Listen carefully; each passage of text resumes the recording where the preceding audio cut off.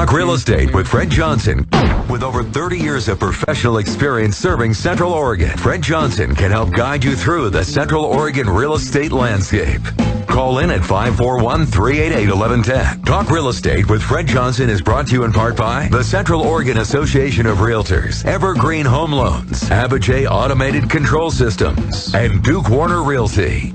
The phone number again is 541-388-1110. Now, Talk Real Estate, only on FM News 100.1 and News Talk 1110 KBND.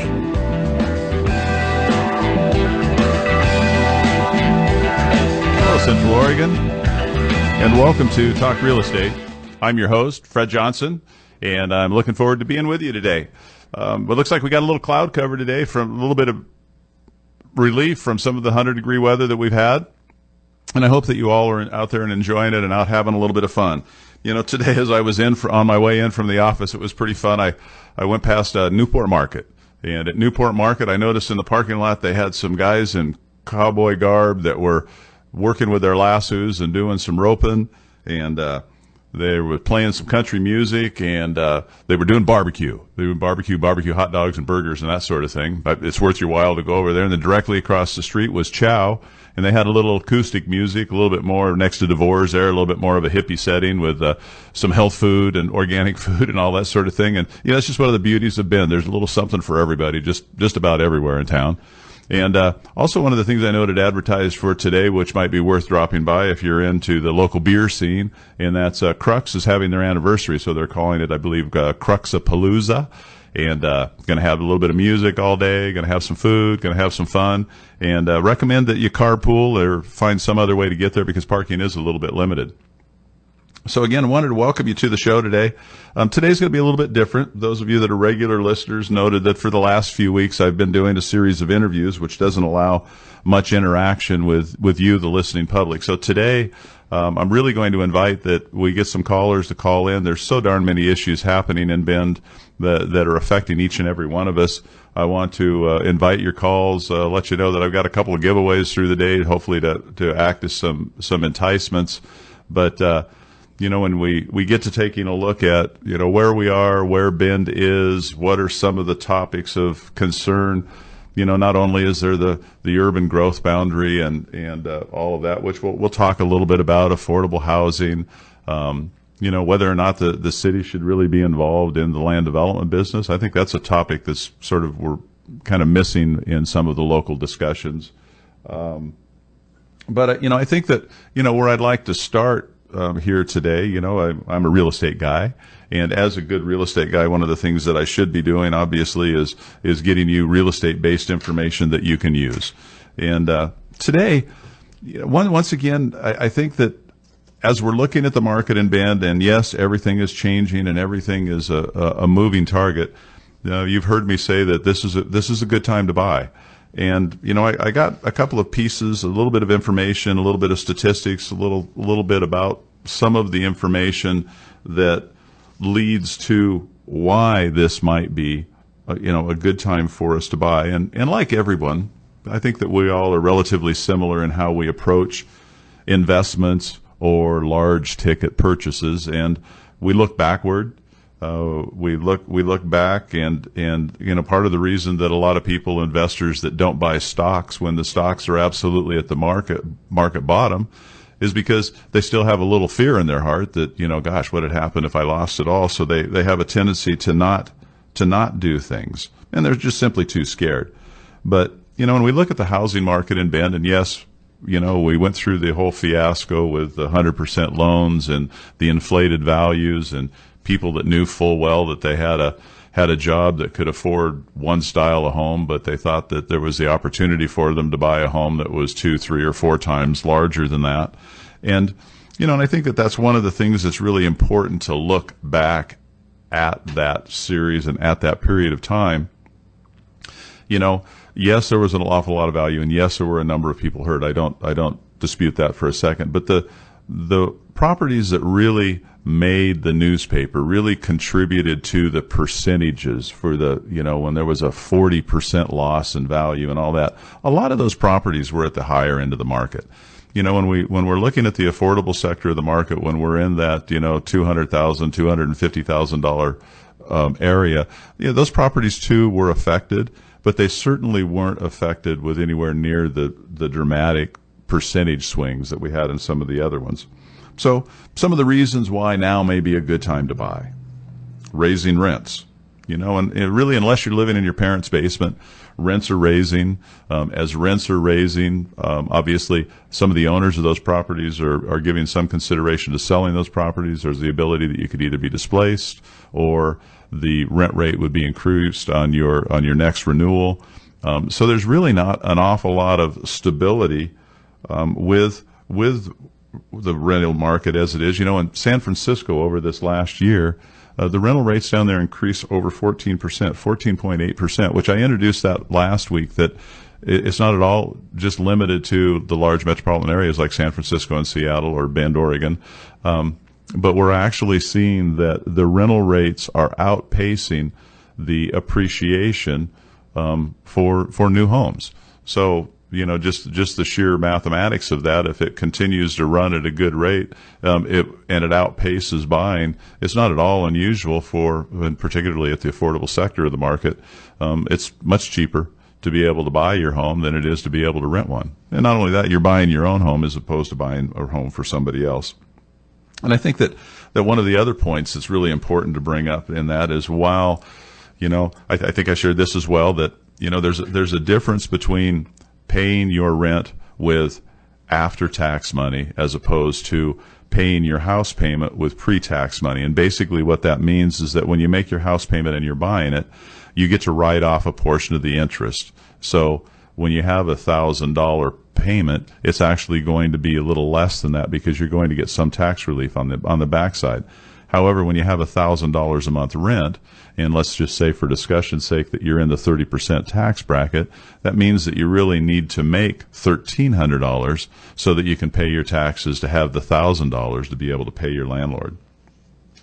Another one of the issues, which it gets pounded on a bunch, but in all honesty, it's very, very real and very, very honest, and that's that our interest rates are at historic lows. And with interest rates being at such a low rate, what it means is obviously your spending dollar goes much, much further and your payments are smaller, but it really has a dramatic impact. And for anybody that is, just a little bit handy with a calculator, just take the difference of the current rate according to bankrate.com right now for 30-year fixed is 3.89%. So take 3.8% and multiply that times $250,000 and see what that amount is, and then divide it by 12, and that'll give you a monthly approximation of what that would be in interest. And then take the same rate, and let's say you raise it from, it's at 4 now, you raise it to 5%. Take that 5% and multiply the same $250,000 and divide that by 12, and you'll see the differential, and it's really quite dramatic. It's certainly worth getting out, taking a look at it. And back in 1981, this just goes back to when Fred first started out in real estate, there was a big fear of inflation at that time, and interest rates were in excess of 15%. And over the maps and the graphs that I have here, really through history, throughout, the rates haven't been this low since the early 1960s. And they've gone up and spiked and come back down. But this is really a time for your value to go a little bit further when it comes time to buying a home. And, down payment requirements. I'll tell you a little bit about subsidized financing just because we have a little bit of time here when we get back after the break.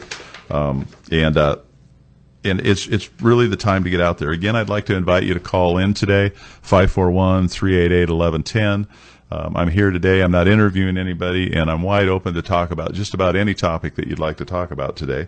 So that's wide open. When we get back, we'll talk just a little bit more about this, why it's a good time to buy a house, and I'll sort of just open the discussion today for anything from, again, urban growth boundaries, some of the discussions. Also got an exciting person coming in a couple of weeks that is going to talk about a new program for affordable housing that they're hoping to launch here in town that, would allow for some participation from, some investors or benefactors or somebody that may want to contribute to that. So after the break, we'll get on. We'll talk about that, and I'll look forward to talking to you then. Thanks so much for tuning in to Talk Real Estate. Welcome back. I'm Fred Johnson. I'm your host, Talk Real Estate, here at KBND, AM 1110.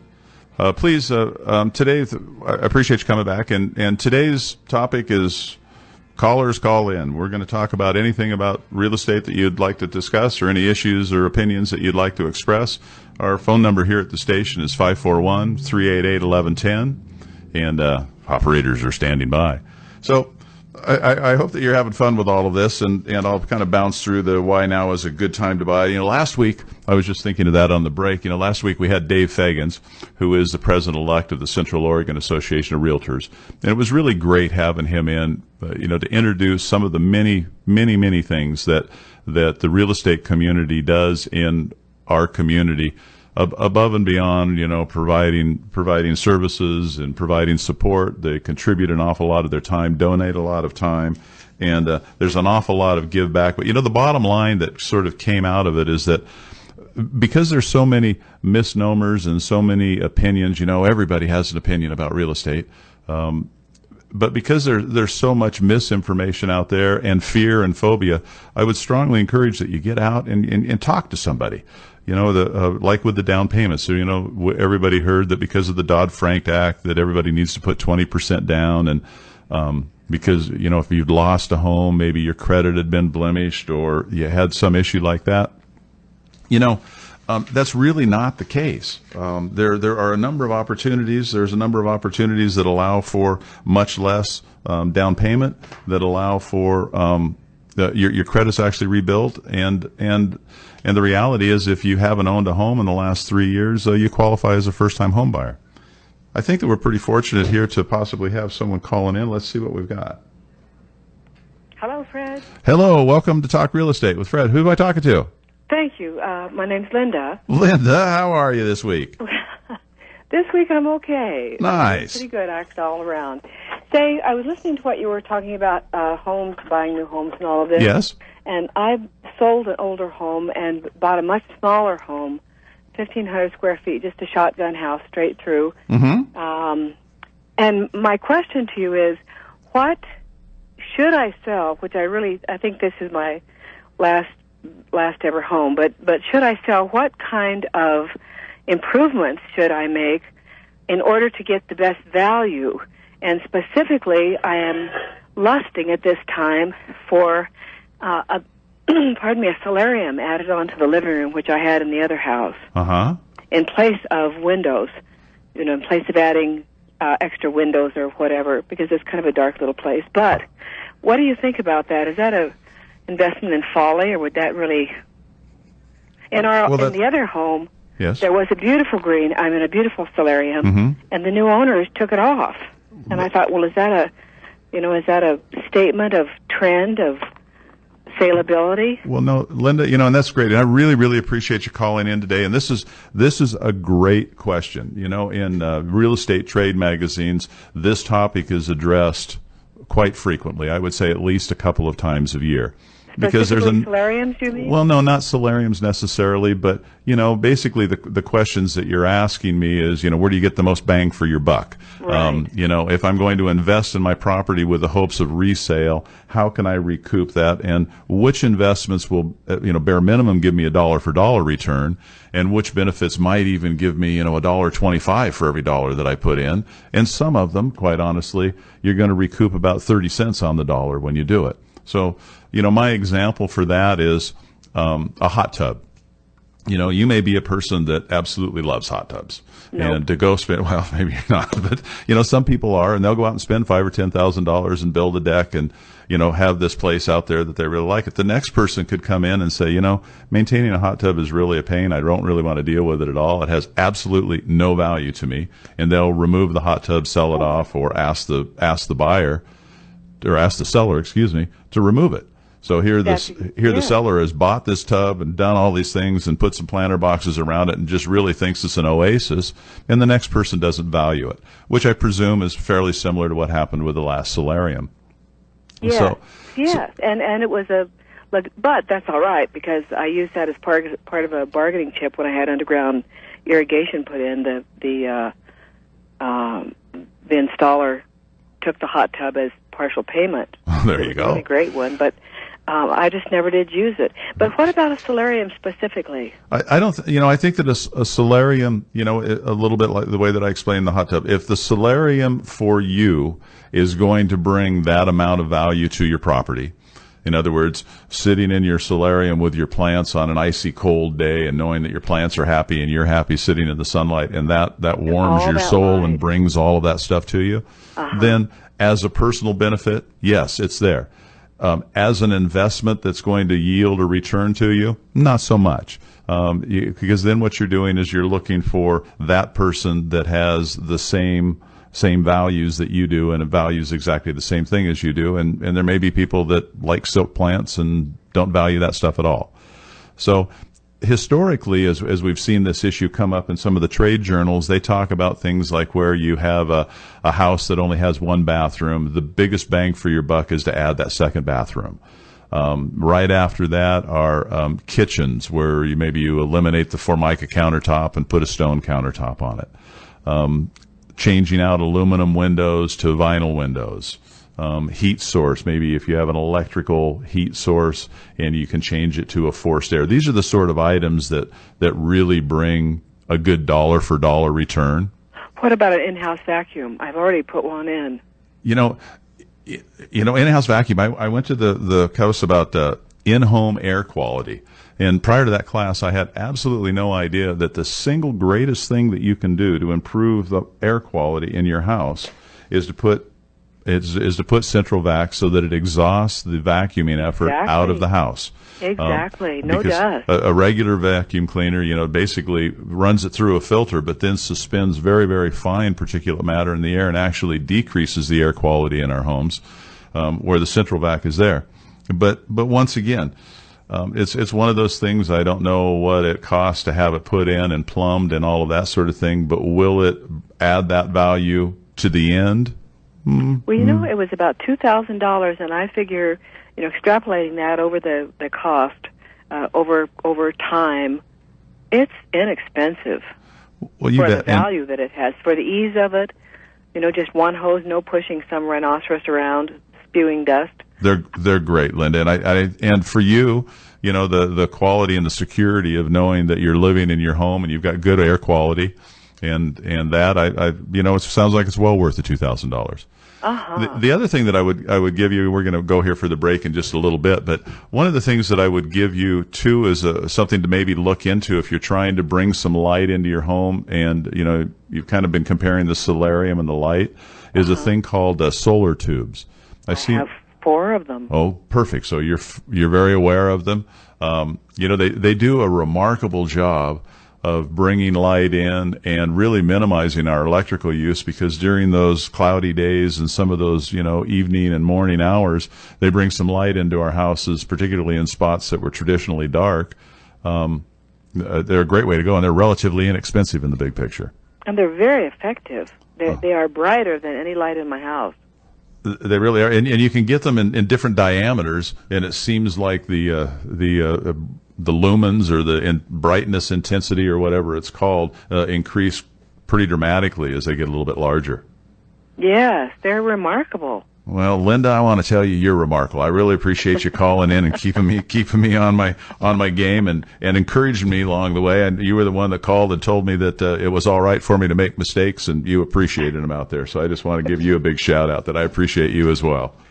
Well, thank you, and keep those mistakes coming, Fred. Oh, thanks so much. Thanks for tuning in. We'll talk to you real soon. My pleasure. Bye now.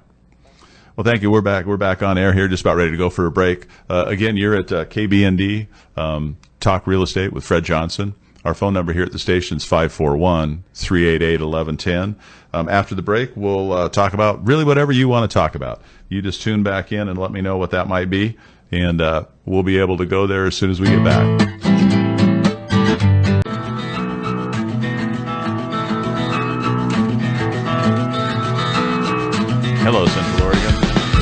Welcome back. Here we talk real estate with Fred Johnson, and we're back on the air there. Before the break, we had Linda call in, and Linda was asking a question that's asked quite frequently. What improvements should I do to my home to get my home ready for sale? And I hope those of you that were listening in realize that it's really a good time to have maybe a fresh set of eyes take a look at your project and what you're planning on doing, because some of the improvements that we would like to do on our homes are a little bit more personal and have more value to us than they may have to a potential purchaser. Obviously, there's some things that have pretty wide range of appeal, additional bathrooms, nice kitchens, fenced yards. Some of those things are, pretty safe that you're going to be able to recoup your money on those. But some of the things that are a little bit more individual in nature may not have quite the same return. And if the return is the primary reason that you're doing the improvement, then you should consider that. But if you're considering that it's for my own personal enjoyment, and one of the examples that I used was sitting in your hot tub on your deck. If that's something that really makes your day and is really fulfilling to you, then it's worth every dime that you can have for that relaxation and that time in your day. So again, our lines are open, 541-388-1110.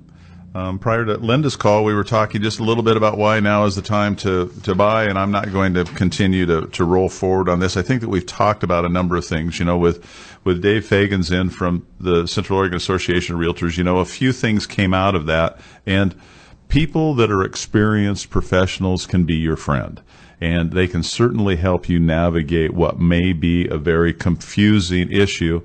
And I sort of have a standing joke about going to my barber that, I would never tell my barber how to cut my hair, but my barber always tells me how to do real estate. And I think that we all have that. We have relatives, we have friends, we have family that want, and they're well-intentioned, want to offer us their input on real estate.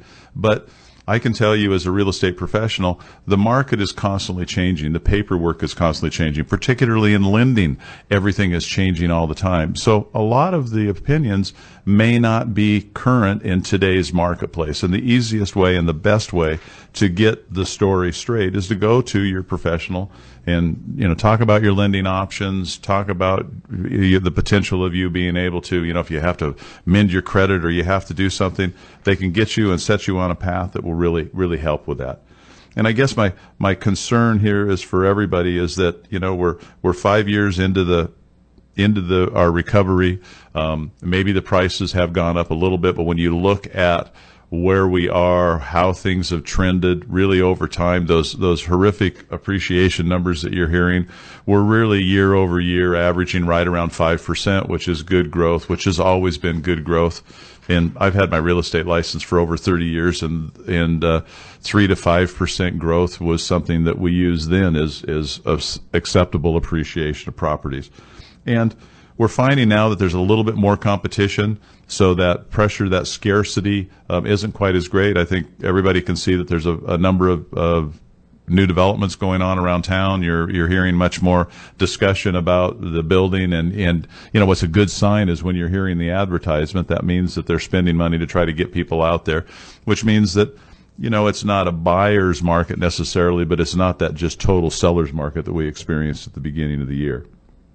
And so don't be blinded. Don't be blinded by the past experience. The American population is going to continue to grow, and this is a chance to build equity in your own home, and really stabilize your living expenses, instead of paying rent and buying somebody else's home.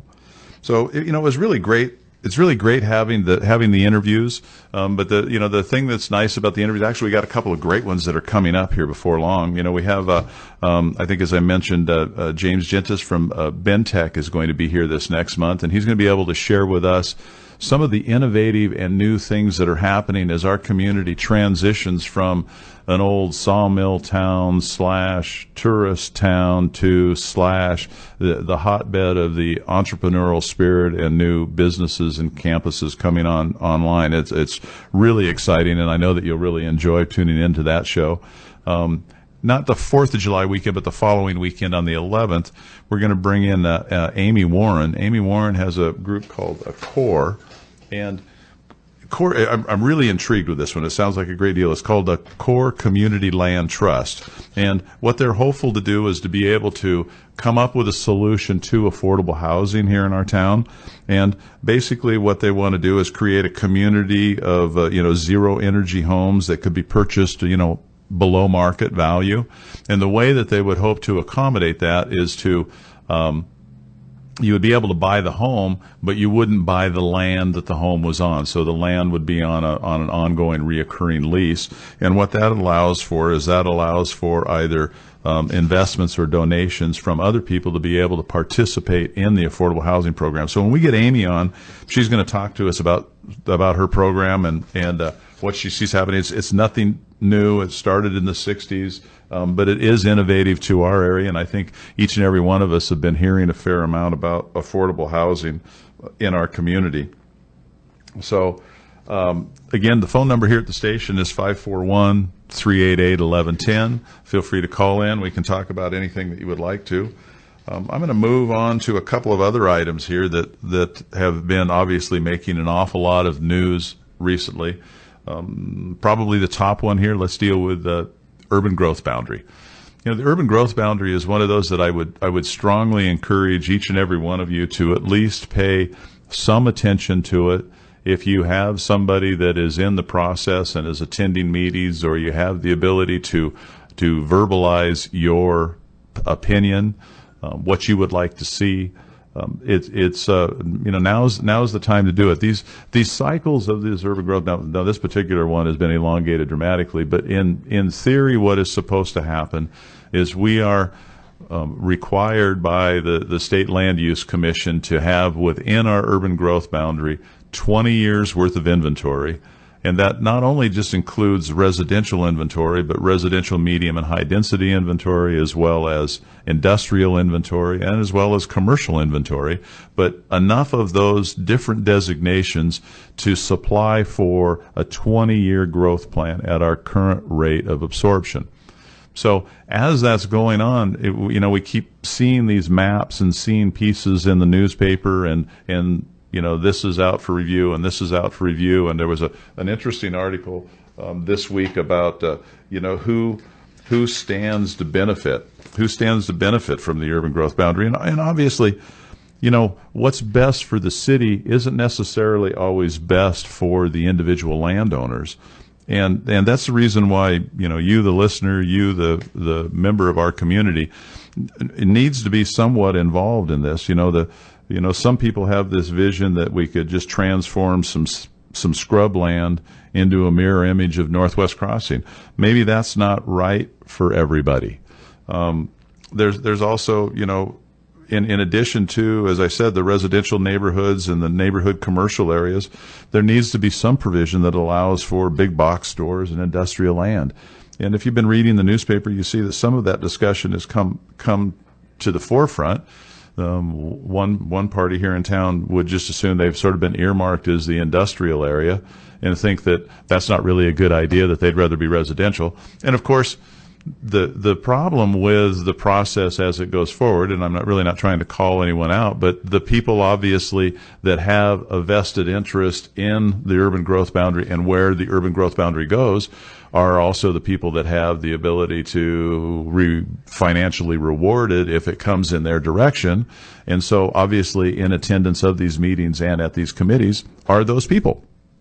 So it not that it's going to steer it completely, but their voice is certainly being heard. And that's where, those of us that, have some vision of, what Bend would look like, I think that the inevitability of it is that Bend will continue to grow. And there are people coming at a good rate. I think I did a show a couple months ago, and I think it was right around 4,000 people a year are settling into Bend. And so, at that rate, it gains a bit of momentum. And, like right now in the summertime, where we're starting to see all of the activity downtown with all of these festivals, all of the snowbirds that come to town, everybody that's here, really our town right now feels like what it will feel like when we have a population of 100,000 people or more here. So we're seeing a little bit more backup at some of the intersections. We're seeing some different things that are impacting our town. And obviously, not all of it reminds us of the way that it used to be, and not all of it is 100% favorable.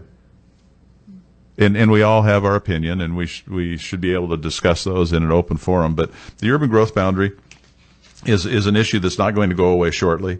It's there's a number of people that are involved, and at this point in time, one of the statistics that came out this week is while they're discussing it, it's basically costing us, the taxpayers, $80,000 to $100,000 a month, just in the fees and the extra effort and everything that's going into that, while they're still in the process of making their recommendations to LCDC. So after the break, we'll get on to something else. And I thank you so much for tuning in to Talk Real Estate with Fred Johnson. Hi there, welcome back. It's Fred Johnson, and you're on Talk Real Estate here at KBND 1110 and FM News 100. And you can feel free to call in anytime you'd like at 541-388-1110. So far today we've been discussing a number of different things, but we discussed the virtues of buying a home now and why now is a good time. We also discussed improvements that you might want to do or consider before you put your home on the market. And then we were just touching base a little bit on some of the press that we're starting to see with reference to urban growth boundary and what's going on there. And I'm not going to get in real deep on it. I think that we've got a couple of speakers that might be able to come in and offer a little bit of clarity to some of the different topics and to some of the different issues. But as I was just going through my notes here during the break, there were a couple of things that I just wanted to share with you. And it's really not to call anyone out. It's just to sort of familiarize you maybe a little bit with the process and really some of the issues that our city planners and city commissioners and actually county commissioners are involved as well, are grappling with. Because again, when we have landowners, which this is not specific to Bend, every town has some of their founding fathers, founding families, settling families, whatever, that own some of the larger tracts of land that are around the city.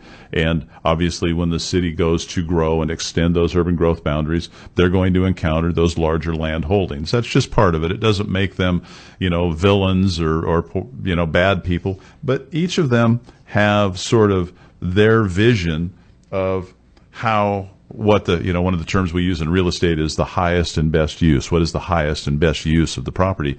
And their vision of highest and best use may not necessarily be, the city's overall highest and best use of the property. But there are a couple of things that sort of come up in the discussion that I think that we lose sight of, and actually I saw a headline yesterday in the business section, and our mayor was quoted referring to doing industrial plots in Juniper Ridge and referred to the development as a rock pile.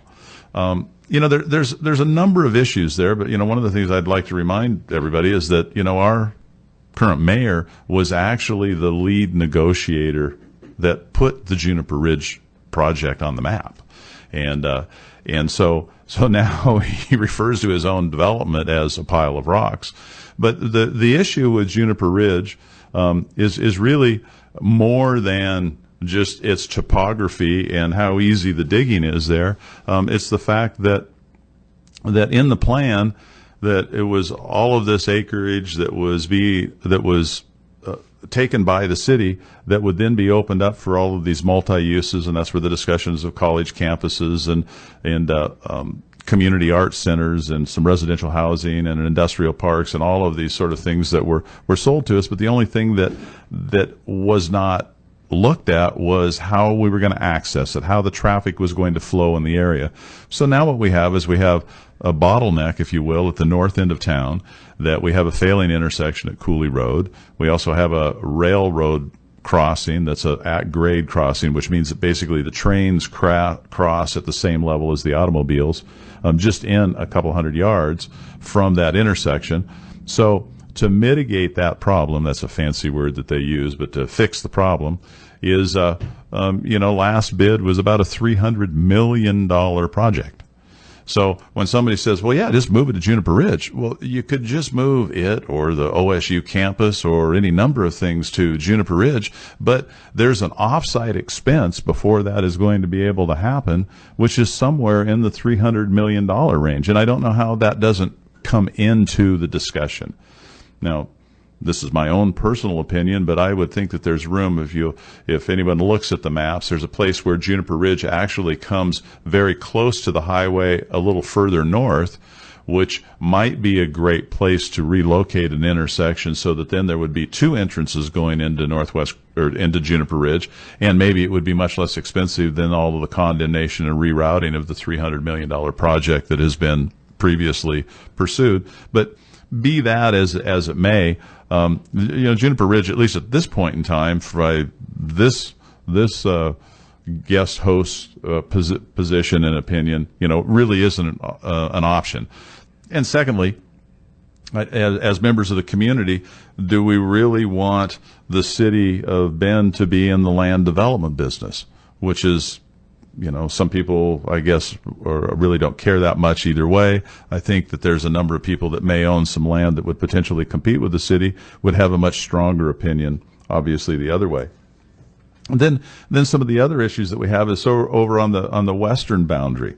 Over on the western boundary, we have Charlie Miller is a large property owner over there, and Charlie has put together Mr. Miller has put together a soft edge, if you will, a soft edge development that was sort of a low density development further on the west side, that would basically allow for some open space, some parks, some buffer from the city so that it didn't just, come out of the forest and just instantly had high dense growth and a bottleneck, which, is his vision of what that would be like. And then of course you have, what do they call it here? Called the tree farm. And with that soft edge going up to the Forest Service land, that's all there. But then you have, in direct opposition to that same exact topic, you have Paul Dewey, who is Central Oregon Land Watch, and he thinks that we shouldn't build any more homes up near the Forest Service land, that fire and safety is a big concern, and that with the limited number of river crossings, there's already some exposure to our community with that, what they call the forest interface that we have. So again, you have, there's another issue where there's two different views, and I guess just in all fairness, I should go all the way around the city. Then as we go down to the southern end of the city, we have what is laughingly being referred to as the Thumb, which is a property owned by the Ward family, and there was some discussion that property would be a great location for industrial sites. But then a representative for the Wards feels that, really, obviously, they'd rather do some residential development in that area, and they went so far as to say that the large sites that we feel are a burden to the landowner, and those belong on publicly owned land. So there's another opinion. There's an opinion that someone says that, hey, we don't want that in my backyard, but, the city should be in the land development business building industrial parks, and why don't you have them build that on their land and let us build residential land on this end? But, the bottom line is, if the land isn't brought into the urban growth boundary, there isn't a whole heck of a lot that can be done with it. So, wow. I guess they're thinking that they've had enough of me around here. Gosh, I was just getting warmed up. I hope that you had fun on the show today. Again, you tuned in to Ask or Talk Real Estate with Fred Johnson. You can contact me anytime at askfredjohnson.com or email me direct at fred@dukewarner.com. And until next time, get out there and have some fun.